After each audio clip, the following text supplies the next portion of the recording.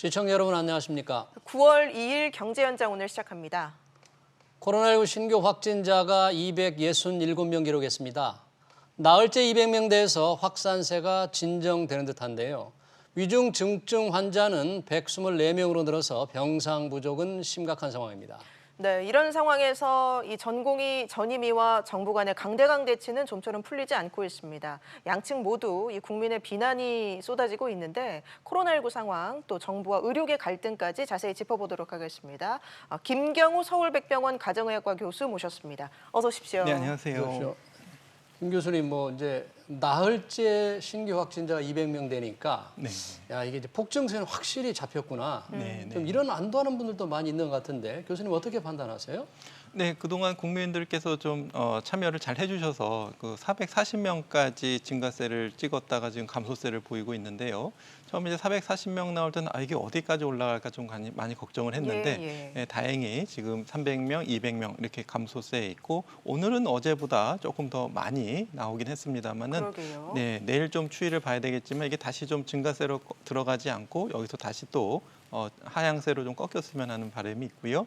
지금 이제 2단계 거리두기 조치가 지금 전국으로 확대된 효과로 지금 조금 기대해 볼 수가 있겠는데 아직도 그 지방에서는 비수도권에서는 확진자가 계속 나오고 있고 N차 감염이 이미 전파된 상태에서 아직 방역 추적 검사가 좀 충분히 따라가고 있지 않기 때문에 언제든지 숨어 있는 N차 감염의 대규모 집단 감염이 추가적으로 발견될 수가 있어서 언제든지 또 소규모의 증가는 나올 수가 있겠는데 문제는 이제 앞으로 이제 어떻게 될 것이냐가 이제 중요하겠는데 그것은 지금 현재 전 국민들께서 얼만큼 거리두기를 잘 실천해 주시느냐. 그러니까 강제적인 행정 조치 명령에 따르는 걸 떠나서 평상시 마스크를 잘 쓰시고 손 위생을 잘 하시고 불급한 만남을 좀 연기하고 취소하고 이런 걸 잘 해주시냐에 달려 있다고 할 수 있겠습니다. 예, 지역별로 보자면 서울 같은 경우 이제 보름 만에 신규 확진자가 두 자릿수로 떨어졌는데요. 어떻게 좀 그 급증세는 좀 잡았다고 보십니까? 일단 급증세는 잡은 것 같습니다. 그래서 이것이 계속 앞으로 확산세가 없을 것이냐라고 기대하기는 아직은 조금 더 추이를 봐야 될 것 같고요. 결국 지금 감염자 수와 확진자 수와는 그 통계에 좀 시간 차이가 있고 또 이미 감염이 되어 있으신 분들이 계시는데 검사를 안 받고 그러시면은 오히려 확진자 통계 수 자체는 줄어들 수가 있거든요. 그렇기 때문에 반드시 일치하진 않지만 그래도 전반적인 경향을 반영한다고 봤을 때 서울에서 더 증가세는 약간 일단은 좀 꺾인 것 같다 이렇게 기대해 볼 수 있겠습니다. 네. 오늘이 이제 수요일이잖아요. 보통 이제 주말과 주초에는 주말에 검사가 적으니까 맞습니다. 네. 확진자가 좀 적고 네. 주 중반을 지나면서 이제 늘어나지 않을까 이런 우려가 있었거든요. 네. 근데 검사도 좀 늘어나는데 이 확진자 수가 훨씬 좀 적게 나오니까 그러니까 조금 안도하는 분들이 있는 것 같아요. 네, 맞습니다. 주말에 조금 이제 검사 수 자체가 줄고 또 뭐 태풍이 불게 되면은 그 야외 선별진료소 텐트 같은 게 무너질 수 있어 위험하니까 뭐 오전에는 운영을 안 한다든지 해서 검사 수가 말씀하신 것처럼 확진자 수를 또 결정할 수가 있겠는데 특히 주말에 감소한 확진자 검사 수는 월요일이나 화요일에 반영되기 때문에 수요일 통계치에는 또 약간 이제 증가하는 것처럼 보일 수가 있는 것도 역시 지적하신 주말의 검사 수 감소랑 좀 연관이 될 수가 있겠는데요. 말씀하신 것처럼 이제 목요일, 금요일의 통계치를 좀 봐야지 조금 더 정확한 추이를 좀 볼 수 있겠습니다. 예, 말씀하신 것처럼 전체적인 신규 확진의 폭증세는 좀 잦아든 것 같은데 문제는 위중증 환자가 급증하고 있다는 부분인 것 같아요. 뭐 어제 같은 경우 수도권의 그 중증 환자 병상이 9개밖에 남지 않았다고 했는데 지금 위중증 환자는 급증하고 어떻게 그 치료가 제대로 이루어질 수 있겠습니까? 네, 맞습니다. 그래서 저희가 440명 볼 때는 지금 200명대가 적어진 것 같지만 200명 자체도 굉장히 많은 숫자거든요. 그리고 이것이 계속 100명대로 떨어지지 않고 약간 오름세를 보이면서 계속 유지되게 된다면 결국 누적 확진자 수 자체가 많아지게 되고 말씀하신 것처럼 거기에 따른 위중증 환자 수도 계속 늘어나게 되는데 앞으로 이제 200명대에서 빨리 꺾이지 않게 되면 계속 비례적으로 한 10에서 15% 정도는 위중증 환자가 발생하실 수가 있기 때문에 하루에 뭐 30명꼴로 계속 누적이 된다면 결국 병상 수는 모자르게 되고 차게 되기 때문에 일단은 꺾인 건 다행이지만 더 꺾어야 되고 더 감소세를 유지해야 되고 또 무엇보다도 지금 최대한 병상 수를 확보해서 이제 위중증 환자들을 빨리 수용할 수 있는 중환자 병실도 만들어야 되고 또 이제 문제는 뭐냐면은 그 깜깜이 감염 경로를 알 수 없는 환자분들이 많기 때문에 지역 사회에서 이미 병이 진행된 상태에서 발견되시는 분들이 있거든요. 그러니까 집에 예. 계시는데 숨이 차고 열이 나서 그래서 응급실에 갔더니 코로나더라 이런 경우가 있기 때문에 막 열이 나고 숨 차고 이런 분들이 응급실을 가셔야 되는데 바로 가시게 되면은 다른 환자들이 감염이 되거든요. 또 의료진도 감염이 되고 그러면 그 응급실이 폐쇄가 되고 또 이용을 못하게 되고 그런 사태가 벌어질 수 있기 때문에 코로나인지 아닌지 모르겠지만 열이 나고 숨이 차고 이런 분들은 일반 응급실에서 보면 안 되고 이렇게 따로 격리시설이 되어 있는 응급실에서 봐야 되거든요. 근데 따로 격리되어 있는 응급실 병상 수 자체가 또 많지 않고요. 네. 또 거기를 또 진료하는 의료진은 다른 응급 환자를 보는 의료진 말고 또 그것만 전담해서 방호복을 입고 진료를 볼 수 있는 그런 추가적인 의료 인력이 필요한데 지금 응급으로 볼 수 있는 그런 코로나19 환자를 볼 수 있는 데가 굉장히 지금 현재 부족한 상태입니다. 그래서 그럼 위중증 환자를 위한 병상이 이제 지방의 비수도권은 훨씬 더 부족하잖아요. 네네. 그러면 그 병상의 시설과 그렇죠. 의료진 인력 이런 것들이 부족하기 때문에 우리가 병상이 없다 이런 겁니까? 병상 마련이 그렇게 어려운 일입니까? 그렇습니다. 지금 이제 제한된 공간에 일단 물리적인 공간 자체가 부족합니다. 예, 그래서 그 음압 격리 병상을 만들려면은 충분히 넓은 공간이 있어야 되고 또 별도의 화장실이 있어야 되고 또 이제 방만 만드는 것이 아니라 전실이라 그래서 그 방에 들어가기 전에 옷을 벗고 폐기하고 이런 또 전실이 또 필요하게 되겠고요. 또 음압을 갖춰야 되고 또 필요한 경우에 그 환자를 들락날락 하려면 그 환자분의 동선이 따로 있어야 되는데 다른 그 동선 이동 과정에서 또 환자랑 섞일 수가 있기 때문에 그분을 위한 별도의 동선이 또 필요하고 필요한 경우에 이제 1층에서부터 중환자실까지는 엘리베이터도 별도로 확보돼야 되는 수도 있고요. 그렇기 때문에 그것뿐만 그 물리적인 공간과 그 자체도 중요하지만 또 그것을 진료할 수 있는 의료진이 또 별도로 추가적으로 전담할 수 있어야 되는데 만약에 이제 옷을 매번 벗고 입고 하면서 또 다른 환자랑 섞어서 보기는 또 현실적으로 어렵기 때문에 이제 숙련된 별도의 추가적인 의료진도 추가적으로 필요하겠고 또 이제 그 응급실에 그 중환자실에 들어갈 수 있는 장비도 역시 추가적으로 확보가 필요한 부분이 되겠습니다. 그래서 이제 보시게 되면은 이렇게 보도 같은 데 보기에는 굉장히 넓은 병실에 침대 하나 있고 이렇게 격리되어 있는 분을 보신 적이 있는데 그 정도의 중증 환자를 보려면은 뭐 에크모라든가 인공호흡기라든가 이런 장치들이 옆에 같이 있어야 되고 필요한 경우에 처치를 해야 되기 때문에 좁은 공간에서는 그 코로나 중환자를 볼 수가 없기 때문에 또 충분한 공간이 필요하게 되겠습니다.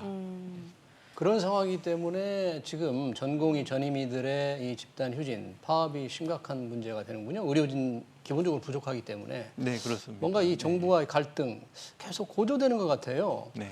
접점을 찾을 수 있는 방법이 없을까요? 네, 그래서 일단 젊은 의사들이 원하는 건 이제 진정성 있는 대화, 지금 의료 정책에 대해서 좀 같이 협의하고 좋은 정책이 나오기를 바라는 것을 계속 좀 요구하고 있고 정부에서도 응하고 있는데 지금 문제는 좀 진정성을 좀 조금 더 담보할 수 있는 이런 것들이 조금 서로 간의 신뢰가 좀 어려운 것 같습니다. 그래서 예를 들면은 이제 국회 복지위원장께서 직접 뭐 전공의를 만나서 국회에서 협의할 수 있는 기구를 만들어 주시겠다 이렇게까지 하셨는데 또 바로 뒤에 또 이제 위원장이 바뀌시고 또 정책위원장이 바뀌어서 복지위원장이 또 바뀌신다든지 그러면 해주시기로 하셨는데 복지위원장이 바뀌시면 어떡하나 또 이런 또 좀 의구심이 들 수도 있겠고요. 또 이제 대통령께서도 직접 이제 좀 참여했으면 좋겠다 이렇게 해주시면 좋은데 이제 SNS 같은 데다가 이제 고생하신 의료진이 대부분 간호사였다는 걸 국민들이 잘 오늘 알고 그렇게 있다. 올려가지고 지금 의사들을 대신하고 있다 간호사들이. 예, 간호사들 의사들 대신하는 고생이 참 많고 네. 지난번 수고한 사람들 대부분은 간호사였다 이렇게 하시는 걸 보면은 어떤 그 정부에 대한 어떤 그런 신뢰성과 진정성 이런 것들에 대해서 젊은 의사들이 좀 아직 좀 의구성을 가지고 있고 또 그동안 뭐 공공의대 정책 같은 경우에도 뭐 표창장을 위조하거나 논문에 이름을 실리면 대학을 들어갈 수 있고 또 이제 뭐 시민단체에 대한 불신도 많은 상태에서 시민단체의 추천, 그럼 어떻게 추천해서 공정하게 뽑을 것인가가 좀 모호한 상태라든지, 예, 뭐 그런 이슈들에 대해서 좀 진정성 있는 대화를 할 수 있는 이런 것들에 대한 요구가 있는 것 같습니다. 근데 저는 이제 네. 의사들이, 전공의들이 네. 정부의 그 4대 정책을 원점에서 재검토한다는 것을 명문화해달라 이런 요구를 했잖아요. 네, 네. 이 명문화한다는 것은 어떻게 보면 항복한다는 그런 의미인데 좀 과도한 요구 아닌가 이런 지적도 있어요. 네, 그래서 원점의 철회가 아니라 재논이거든요. 그래서 뭐 이제 뭐 의대 정원해도 괜찮다고 할 수도 있습니다. 그런데 의대 정원하는 이유에 대해서 조금 현재 상황과 또 거기에 대한 대책 같은 걸 같이 만들면서 의대 정원이 들어가면 되는데 그냥 OECD 평균만 의사 수만 비교해서 네. 부족하니까 더 뽑아야 된다는 논리가 잘 이해가 안 닿는 부분이 또 되겠고요. 또 공공의료가 부족하기 때문에 공공의대를 설치해야 된다는 논리도 또 좀 이렇게 거꾸로 된 논리, 그러니까 공공의대를 만들기 위해 갖다 붙인 논리로 이렇게 받아들여진다든지 또 예를 들면은 이제 한약 급여 이제 시범 네. 사업 같은 경우에도 그 발표문을 보게 되면 이번 시범 사업을 통해서 한약의 안정성과 유효성을 검증하겠다. 이렇게 되어 있거든요. 근데 거꾸로지 않습니까? 안정성과 유효성을 검증한 다음에 시범 사업을 해야 되는데 시범 사업을 해놓고 한약이 안전한지 효과가 있는지 보겠다. 이렇게 돼 있으니까 이게 네. 이해가 안 되는 것도 있고 이미 그 건정심을 통과했다고 하는데 그렇다면 그것을 통과시킨 건정심 자체는 문제가 없는 건가? 좀 의문이 드는 부분이 되겠는데 이것이 국민들에게 알려져 있지 않기 때문에 아무래도 이제 의사들을 대신해서 좀 언론이 국민의 이제 눈과 귀가 되어 주시고 의사들은 진료 현장에 복귀하고 의사들이 요구하는 이런 정책들 좀 언론이 대신 좀 공개적으로 토론하고 이게 올바른 방향인지 좀 해주실 수 있는 그런 것들이 좀 사회적으로 이루어졌으면 하는 개인적인 바람이 있습니다. 예, 이렇게 정부와 대치하면서 내부적으로 특히 이 젊은 의사들, 의대생들의 결속력은 더 강화가 되는 분위기예요. 예, 그렇습니다. 그래서 지금 어떤 더 복귀하지 않은 전공의에 대해서 이제 강제적으로 의무 개시 명령을 내린다든지 또 아니면 이제 실사를 나가면서 이제 좀 부당한 압력을 행사한다든지 이런 것들이 오히려 더 반발심을 일으키는 부분이 있어서 저희 같이 기성세대나 이제 나이 많은 의사들은 그냥 타협하면서 살고 그러면 좋겠는데 젊은 의사들은 아직까지 이제 그런 것들이 잘 받아들여지지 않는 것 같습니다. 예. 네. 근데 이제 정부도 그런 얘기를 했는데 예를 들면 공공의대 설립이다 이러면은 정부가 발표를 했지만 국회에서 결정을 해야 될 일이고 그렇죠. 이 네. 한방차박 같은 것도 국민건강심의위원회에서 이미 이제 이렇게 하기로 했지 않느냐. 네, 우리가 네. 할 수 있는 일이 없다. 그런데 예, 우리한테 모든 거를 전면 재검토하는 걸 명문화하라. 네, 네. 참 너무 나가는 거 아니냐. 이런 이제 비판이 있는 거죠. 예. 그래서 정책적 의지만 있다면 그 건정심을 통과했지만 언제든지 재논의가 가능할 수 있을 것으로 보이고요. 특히 한약 같은 경우에 우리가 코로나19를 통해서 많은 치료약과 백신이 왜 빨리 안 나오냐. 네. 안정성과 유효성 임상시험에 대해서 이제